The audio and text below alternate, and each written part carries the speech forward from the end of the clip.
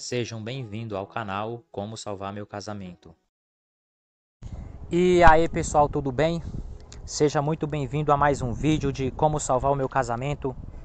E a dica de hoje que eu tenho aqui é: não odeie as suas falhas. Vou repetir de novo: não odeie as suas falhas, mas também não ame elas, também não se apegue a elas, tá? Geralmente assim, quando nós odiamos uma falha nossa, nós criamos uma resistência em fingir que aquilo não existe, fingir que aquilo não é real.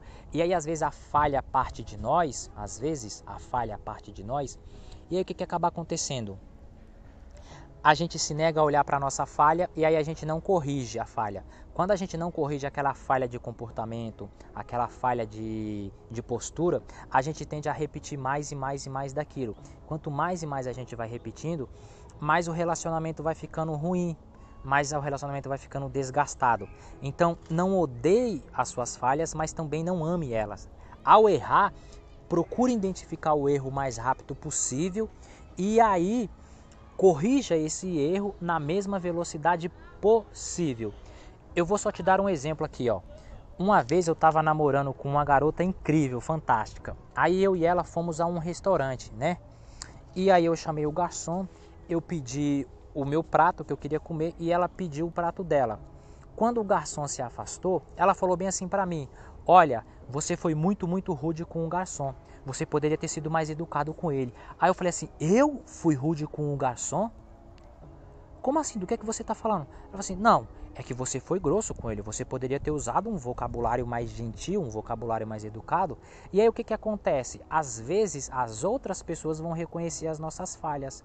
Por que as outras pessoas vão reconhecer as nossas falhas? Porque a nossa ótica, o nosso olhar, ele está sempre voltado para fora. Então nós estamos sempre enxergando os outros, estamos sempre enxergando o comportamento dos outros, a postura dos outros, e obviamente não enxergamos o nosso comportamento, obviamente não enxergamos a nossa postura porque a nossa ótica é voltada para fora. Então, às vezes, a outra pessoa vai nos dizer aonde nós estamos errando, a outra pessoa vai nos dizer aonde nós podemos melhorar, não é? Então, o que que aconteceu? Quando ela falou bem assim, ó, você foi rude com o garçom, você foi mal educado, você foi grosso. Na hora, eu não defendi o meu erro, eu não defendi. Eu sabia que nós temos dificuldade em reconhecer nossos erros, eu sabia que a nossa ótica é sempre voltada para fora, e aí o que é que eu fiz? Eu simplesmente chamei o garçom novamente e eu falei assim: amigo, com licença, você pode vir aqui por favor? Aí ele veio, ficou perto da mesa e eu falei assim: olha, a minha namorada chamou a minha atenção pela forma com que eu tratei você. Ela disse que eu fui rude, mal educado e eu poderia ter usado uma linguagem mais gentil com você. Então eu queria pedir desculpa se eu passei a imagem de grosseiro, não foi a minha intenção. Tudo bem para você? Aí ele falou assim: não, tá tudo bem, amigo, tá tudo tranquilo. E aí o que que aconteceu? O nosso almoço continuou acontecendo de uma forma tranquila. Tipo, eu não estraguei uma tarde maravilhosa, eu não estraguei uma tarde incrível porque eu me coloquei na defensiva. Eu falei assim: não, peraí, será que eu errei mesmo? Será que eu fui rude com o cara? Será que eu poderia ter sido mais gentil com ele? Então, às vezes, as nossas falhas não vão ser percebidas por nós, vão ser percebidas pelas outras pessoas. E no casamento, isso é muito mais delicado. Por quê? Presta atenção. Às vezes você veio de uma família que tem uma cultura. Aí o seu marido ele tinha uma outra cultura. Então para você algo é considerado feio, para o seu marido algo é considerado bonito. Então geralmente se as pessoas reclamam de alguma falha nossa, aquilo ali pode ter um pingo de verdade. Eu não estou dizendo que seja verdade, mas pode ter um pingo de verdade. Um outro exemplo aqui, ó, com essa mesma namorada, né? Eu e ela fomos a um quiosque. Eu falei assim: olha, você quer tomar um sorvete? Ela falou: sim, quero tomar um sorvete. Aí eu e ela nos dirigimos por quiosque. Como ela havia pagado o almoço, né? Eu falei assim: olha, deixa que eu pago dessa vez, tá? Naquela época eu estava desempregado e ela estava trabalhando, então eu estava com um pouco de dinheiro no bolso. Aí eu peguei algumas moedas assim no bolso, peguei algumas notas de R$ 2 e aí eu coloquei em cima do balcão. Eu falei assim: amigão, eu quero 2 sorvetes, por favor. Aí a minha namorada ela vai lá e fala assim: ó, não faz isso, isso é mal educado, você está desrespeitando o rapaz. Aí eu te juro assim, ó, chocado, não tinha feito nada demais. Eu me virei assim para trás e aí eu olho para ela: o que é que eu fiz de errado? Ela falou assim, ó, você colocou o dinheiro no caixa, tá? Você tem que entregar o dinheiro na mão do rapaz.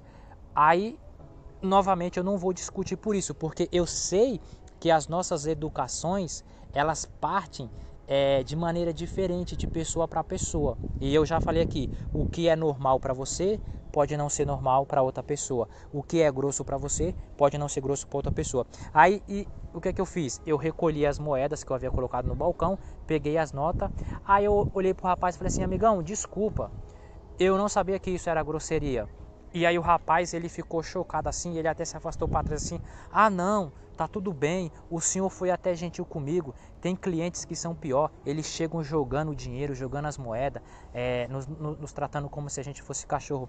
Então olha como que as pessoas elas percebem o mundo de maneira diferente, olha como que às vezes nós estamos fazendo algo que está incomodando a outra pessoa, e aí é algo totalmente inofensivo, é algo totalmente assim insignificante, mas para outra pessoa significa muito. No caso, para minha namorada, tanto no exemplo do restaurante, tanto no exemplo do quiosque, tipo, eu fiz coisas que para mim foi normal a vida toda. Eu não sabia que aquilo ali era interpretado pelos caixa como uma falta de respeito. E aí depois conversando com minha namorada sobre o que havia ocorrido, ela disse para mim que já havia trabalhado como caixa e aí ela não gostava daquela atitude assim, ó, dos clientes jogar o dinheiro em cima do balcão, daí a caixa ter que ficar pegando a moeda uma por uma ali, elas não gostavam. Aí foi aí que eu entendi o ponto de vista dela.